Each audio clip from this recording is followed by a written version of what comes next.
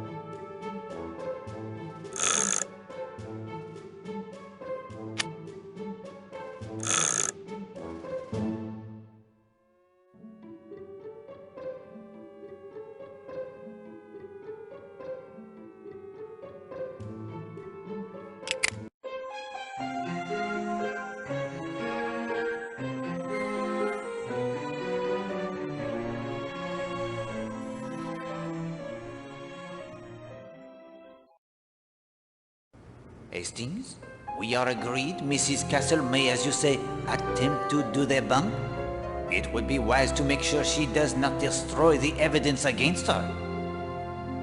Time for a raid on the safe? Précisément.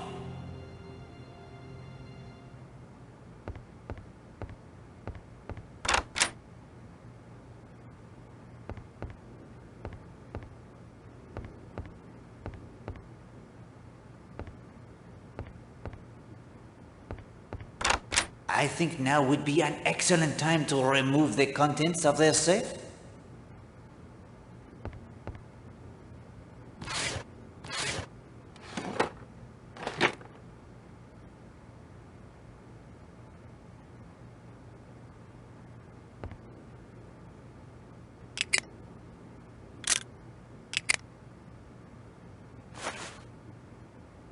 But the signal lantern, it is missing.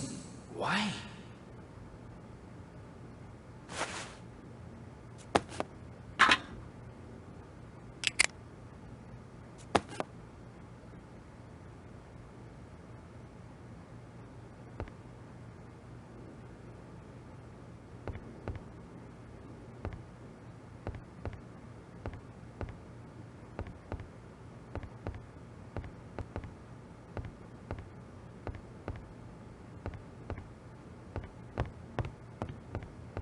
Mademoiselle Gladys, will you help me by answering some questions concerning the death of Madame Marshall?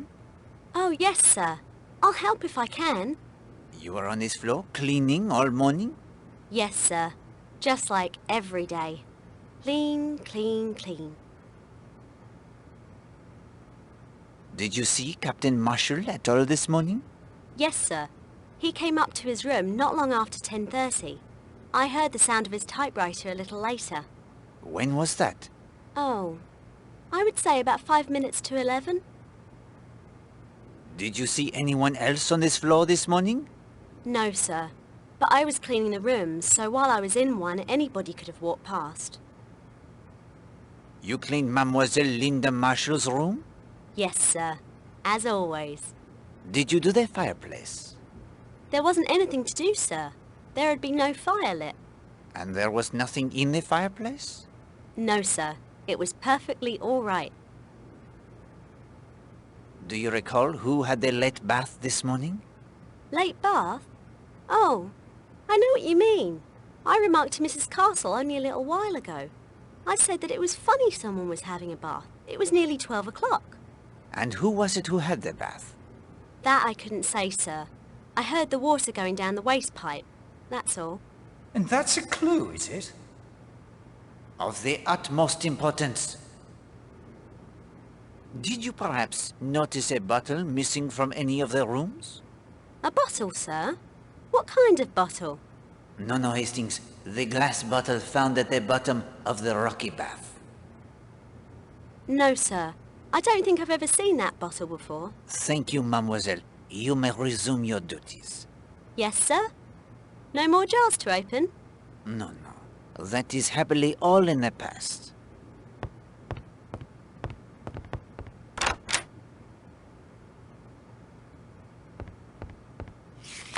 This looks important. I will keep it in my notebook.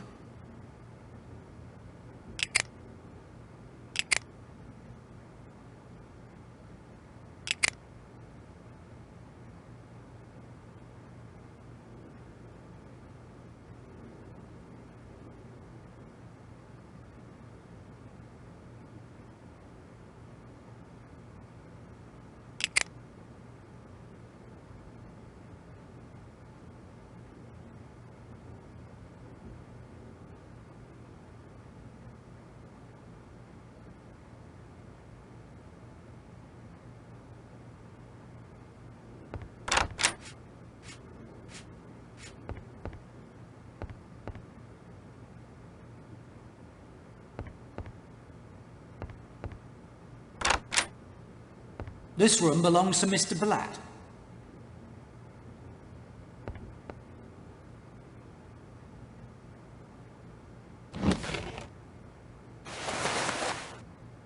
I say, Poirot, not the usual kit for a gentleman sailor. A revolver, apparently owned by Horace Blatt. The revolver is loaded. What's this? What are you doing in here? I have been charged with investigating the murder of Arlena Marshall. I don't believe she was shot. Was she? No? Then kindly return my property to me.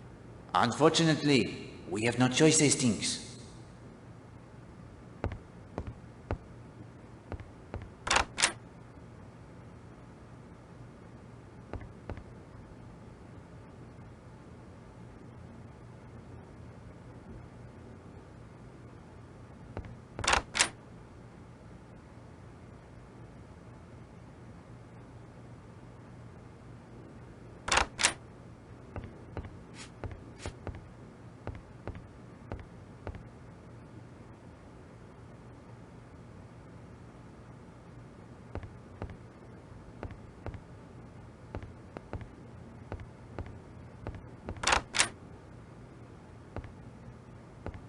Monsieur Redfern, may I impose upon you again? Of course, Monsieur Poirot. My nerves are a bit steadier now. Monsieur Redfern, how long had you known Arlena Marshall? 3 months? I understand you met casually at a cocktail party? Yes, that's how it came about. Captain Marshall tells me that you and his wife did not know each other well. That's not exactly true. I saw a fair amount of her one way and another. Was your wife aware of your friendship with Madame Marshall? I believe I mentioned to my wife I'd met her. But she did not know how often you were seeing her? Perhaps not. Did you arrange to meet Madame Marshall here? I suppose it's no good my fencing with you now. I was crazy about the woman. Mad. Infatuated. Anything you like. She wanted me to come down here. Well, I would have agreed to do any mortal thing she liked. Did Madame Marshall return your regard? She pretended to. But I think she was one of those women who lose interest in a man once they've got him, body and soul. See here, I've told you the truth. But how much of this has got to be made public? If it all comes out, it's going to be pretty rough on my wife. I know. I may sound like the worst kind of hypocrite, but the real truth is, I cared deeply for my wife. The other? It was a madness. Kind of idiotic fool thing men do. But Christine is different. She's real. Badly as I treated her, I've known all along that she was the person who really counted. I wish I could make you believe that. But I do believe it, monsieur. Have no doubt that I do believe it.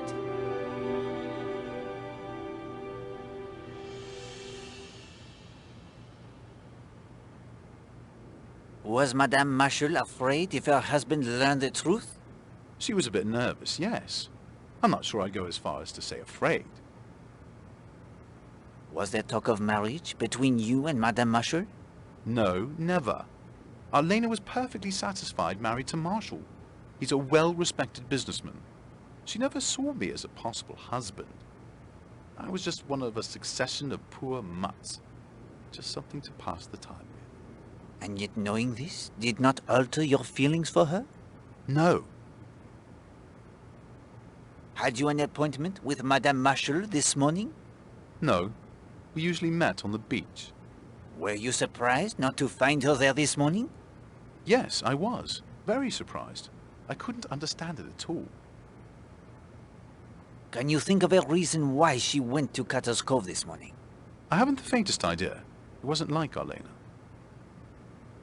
Do you know of anyone in London who might have the grudge against her?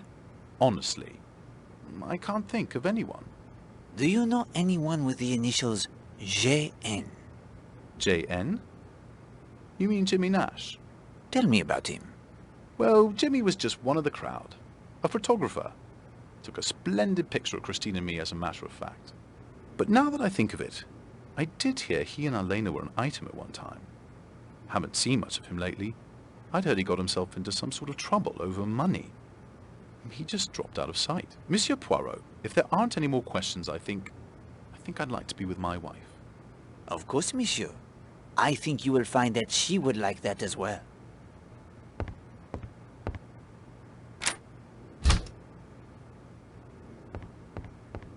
Afternoon, sir. Care for a cocktail? No, I thank you, Henry. May I inquire of your movements this morning? Seeing to my duties as usual, sir. Cleaning up in here, checking stock, helping make the dining room ready for lunch. Mrs. Castle can vouch for me. Merci.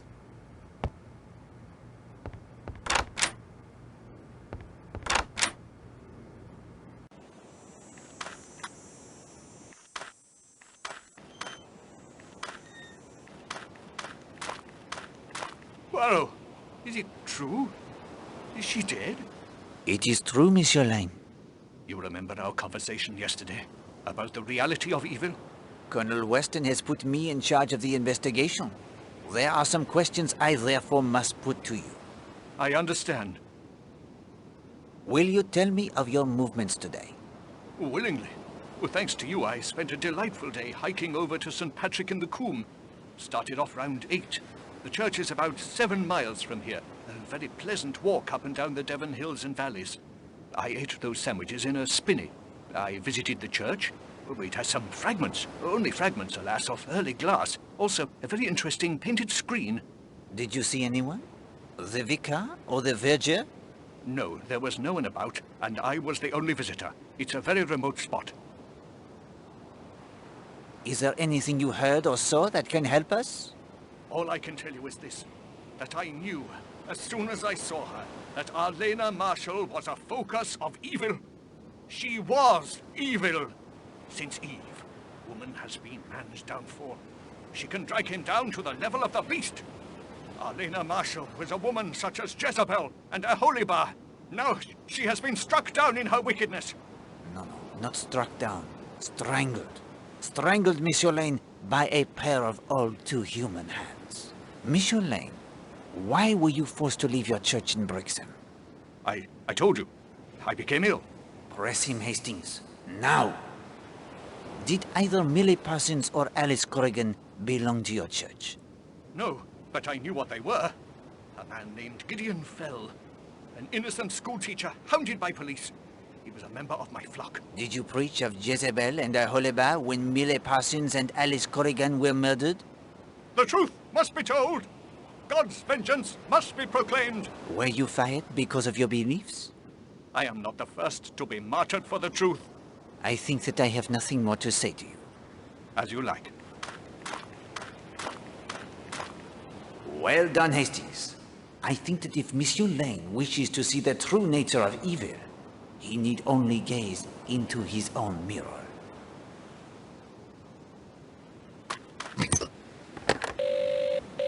Hello? Need the sea tractor, do you?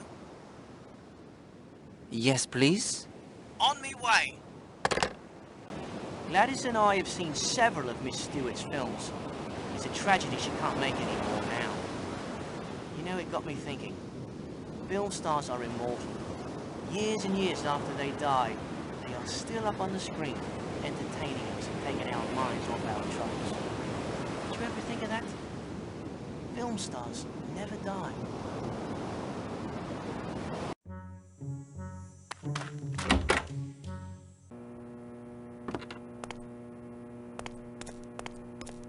Ah, Major Barry. It's true then? Mrs. Marshall has been murdered? It is true. Shocking. Most shocking. Of course, I can tell you after being in an Indian hill station, what you don't know about human nature isn't worth knowing. Matter of fact, this reminds me of a case in Simla. Fellow named Robinson. Was it Ramslan? Anyway, he was in the East Wilts, or was it the North Surreys? Major Barry. Doesn't matter, really. Quiet chap, you know. Went for his wife one evening in their bungalow, got her by the throat. She'd been carrying on with some fellow or other. By Jove, he nearly did for her too. Surprise us all. Quiet chap like that.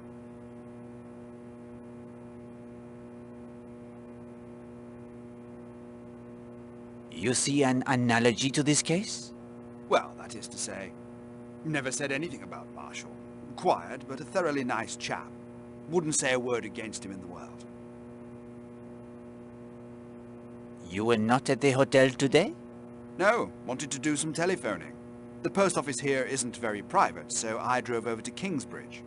Had a bit of bother with the motor earlier on, but young Jenks patched it up, so off I went. Almost ran down that fool cat and dog on my way up the high street. You were quite taken with Mrs. Marshall, were you not? You know I was, man. Have the decency to let that drop, will you?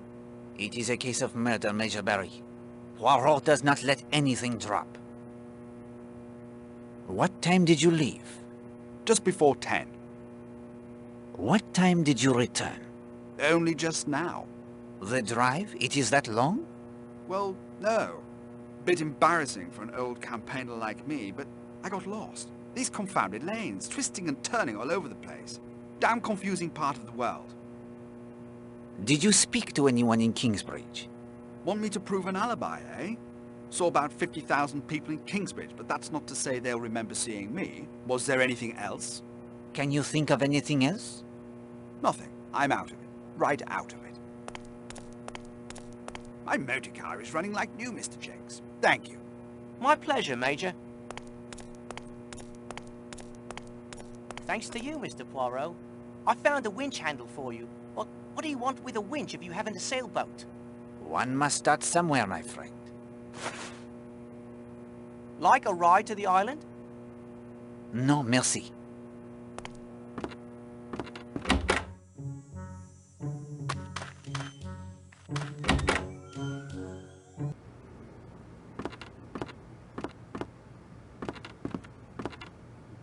Are there any telegrams for me? I'll just check. Of course, sir.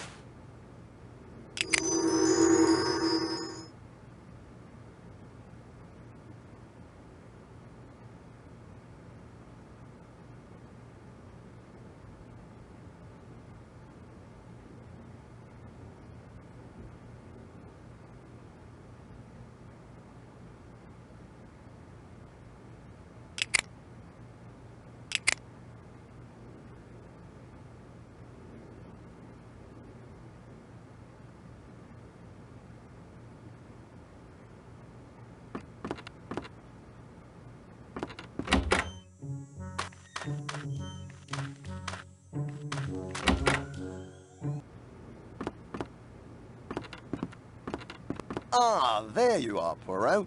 What can I do for you? Do you have the background checks on the suspects? Yes, here they are. Any news on Jimmy Nash, the photographer? I haven't received the report yet, but your inquiry got Scotland Yard very excited about something. I will be curious to hear what they find. Thank you, monsieur.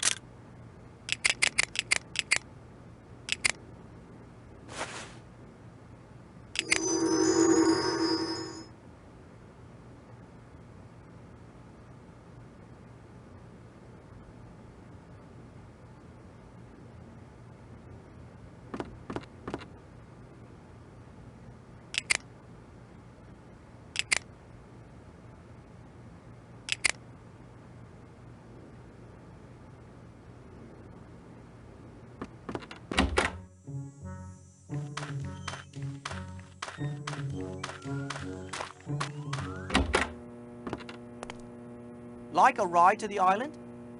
Yes, please. Let's be off then. What a lot of police going back and forth. I guess it's true then. Murder's been done.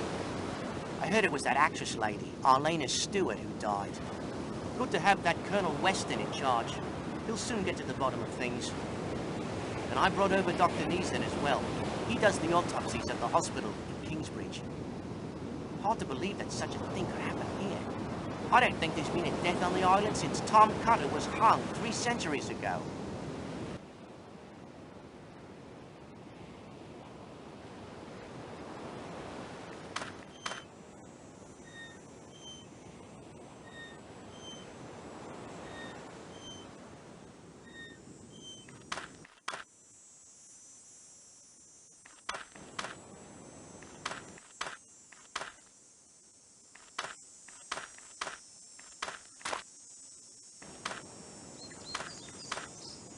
What are you thinking, Hastings? Poirot, he does not climb up and down the ladders?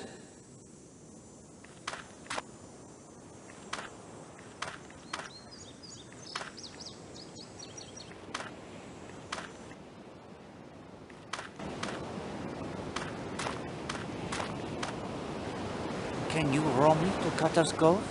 Mr. Poirot, after your efforts to find Millie's killer, I'll row you any time you like. You need only ask me. Climb in.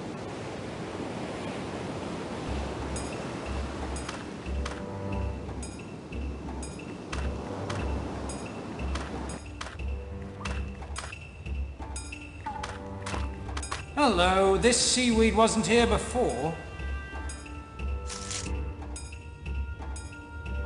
A sandwich tin. Good Lord. You must test it, of course, Hastings. But do not expect to find this is a box of powdered sugar. Too right.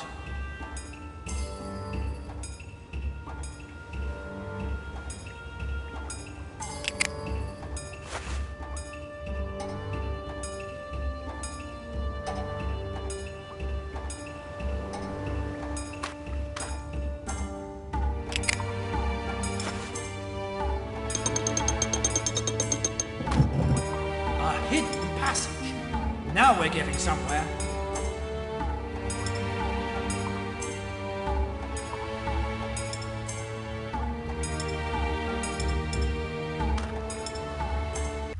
For heaven's sake, it looks like an army has marched through here.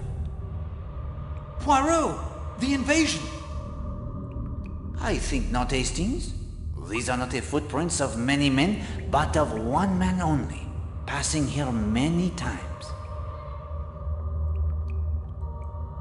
This is neither the time nor the place.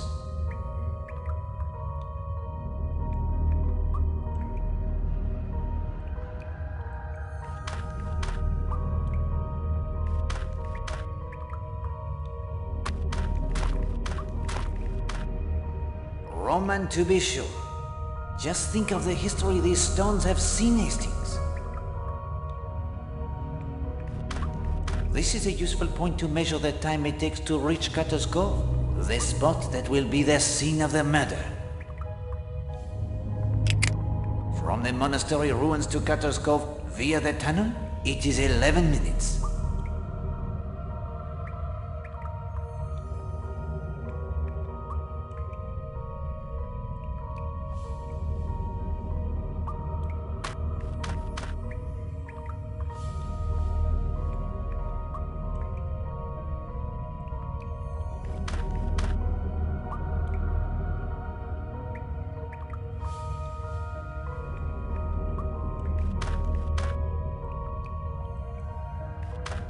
This is a useful point to measure the time it takes to reach Cutter's Cove, the spot that will be the scene of the murder. From the Smugglers' Inn pub via the tunnel, it is 28 minutes.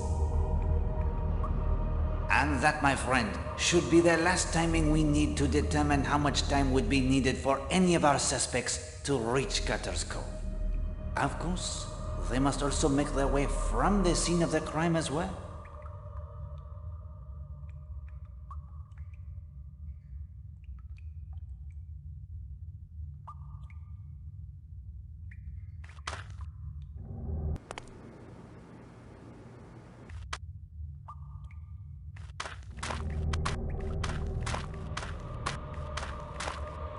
Footprints everywhere. One man, no ghost, passed along here many times.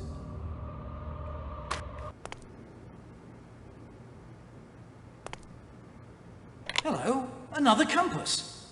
This wasn't here before. And it's smashed. No good at all anymore. A stroke of luck, that. It will make things easier in the end.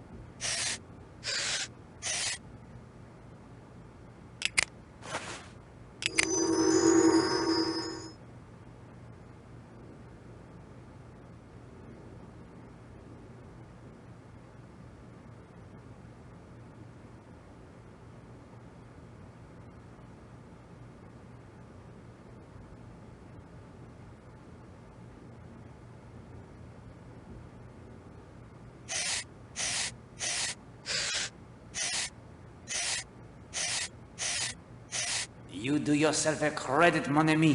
Bravo.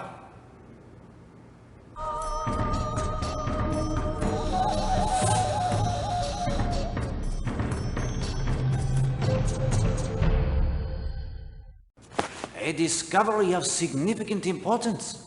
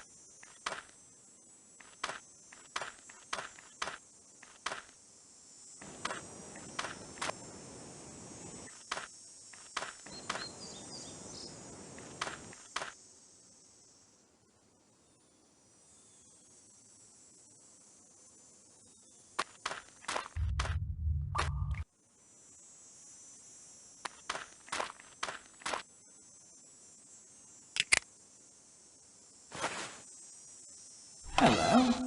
What have we here? Mrs. Castle's wire recorder. I'd almost forgotten about that.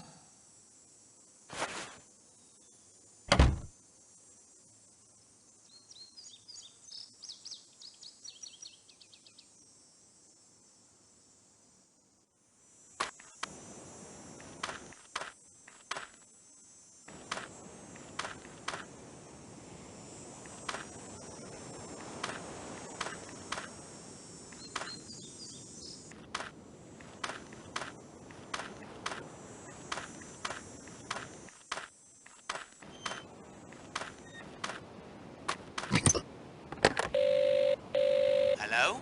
Need the sea tractor, do you? Yes, please? On me way. Is it true Mrs. Castle has seen U-boats off the island? I suppose it must be. She spends hours up in the tower at the hotel. The invasion must be near then, just as they say in all the papers. Colonel Weston has the Home Guard on the alert.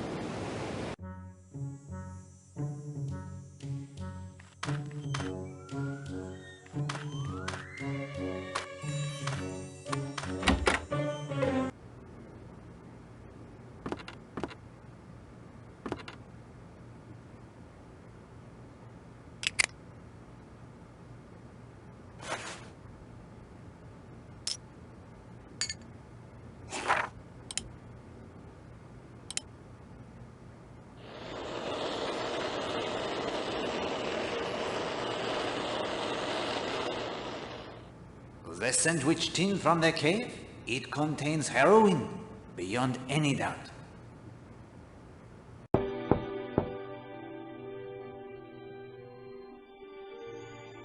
Linda? Linda?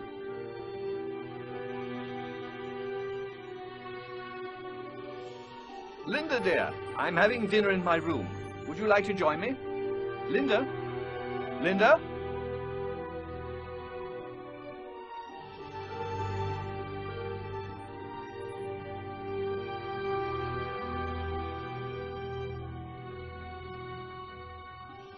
Good Lord, Linda!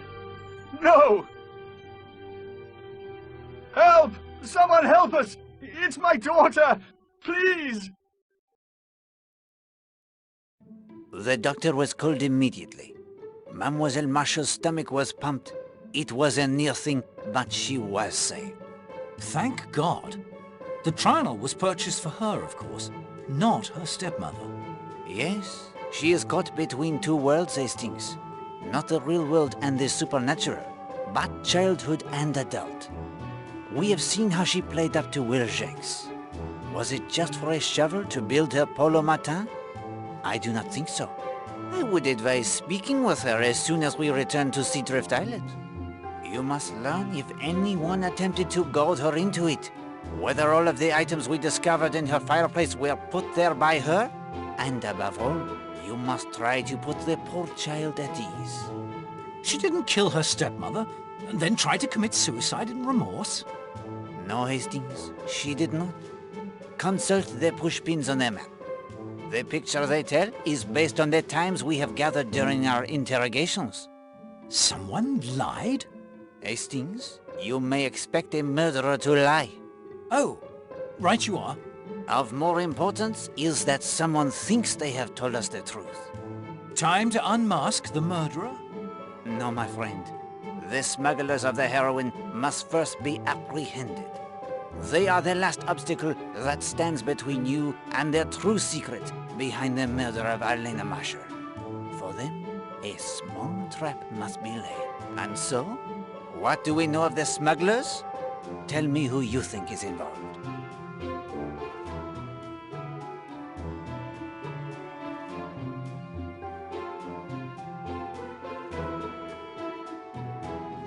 North.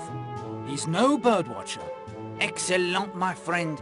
Yes, Mr. North from London with his criminal background seems an obvious choice. Horace Blatt. Indeed. Monsieur Blatt with the hardware store that is not doing as well as he would have us believe. He earns his income elsewhere. What are the clues to their plan?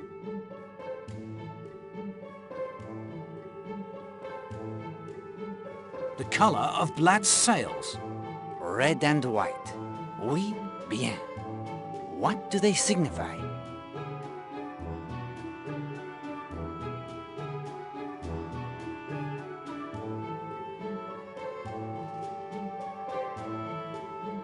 White tells North the heroin is ready to be picked up.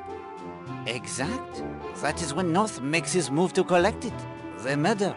It throws the plans of Monsieur Blatt and Monsieur North into disarray. They dare not retrieve the sandwich box from the scene of the murder, with so many police tramping about. So, we know 3 things which will help us capture them. The first, they assume the heroin is still where Monsieur Blatt hid it in the cave, for no outcry has been raised. Second, once it is in their possession, the safest route off the island will be back through the tunnel they have used so many times before. And third, we have the means to stop them in their tracks. What do we possess that Monsieur Blatt must need most desperately to navigate the tunnels beneath the island? The compass! You have it, my friend. The compass is necessary to navigate the maze of tunnels. We have found the broken compass of Monsieur North. Only the compass of Monsieur Blatt remains. And how can we render it useless? Throw it off with the sliver of magnet we found in the garage. Yes, of course. We return the useless compass to Monsieur Blatt, replace the sandwich tin, and the trap, it is set. Now all that remains before we return to Seadrift Island is the last clue concerning the magical finger of suspicion. Before you give me the last clue, may I see how I am doing so far? But of course, present the clues you have so far and your interpretation of them. If you choose correctly less than half of the time, I will give you an additional hint, along with the final clue. Power was the first clue. The thing is powered by electricity. A good beginning. The second clue was lamp.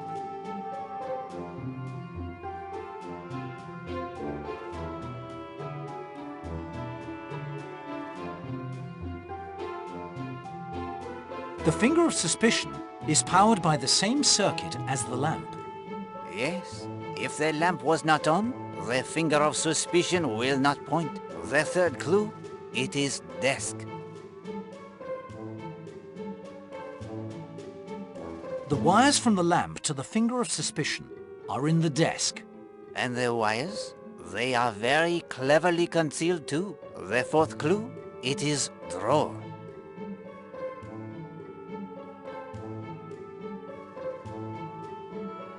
You close the drawer every time you operate the finger of suspicion. Your observation does you credit. The power it runs through the desk.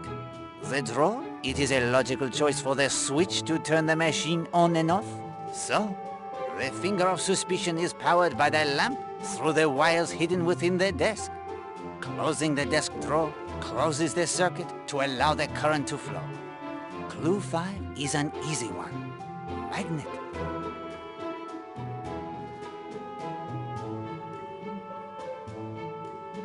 The finger is controlled by a magnet you hold. The magnet? It is here in my ring. There is a magnetic switch embedded beneath each of the oracle-like pronouncements. If the circuit is complete, a single movement controls the finger and the switch is thrown. The finger then comes to rest there. If the power to the switches is missing, the finger moves every which way as I move my hand, never settling in one spot. In this way, I did not need to leave my hand hovering suspiciously above the correct answer to your question. The switch is reset every time the circuit is broken, and the device is ready for the next. And the 6th clue, the telephone. The telephone is disconnected. Only to the outside line. It is connected to the finger of suspicion. You have proven your little grey cells are worthy of a final clue without hints. After the denouement on Seadrift Island, we will wrap up this last little mystery. The clue is code. Some code I enter into the telephone. Of course. Without it, the finger of suspicion will not point to the truth. Only he who dials the code on the telephone can make the finger operate correctly. And now, Hastings, when you are ready, we will return to Seadrift Island to speak with Mademoiselle Marshall. Prepare our trap for Monsieur Blatt and North, and enlist Colonel Weston's aid in their capture. It is late afternoon,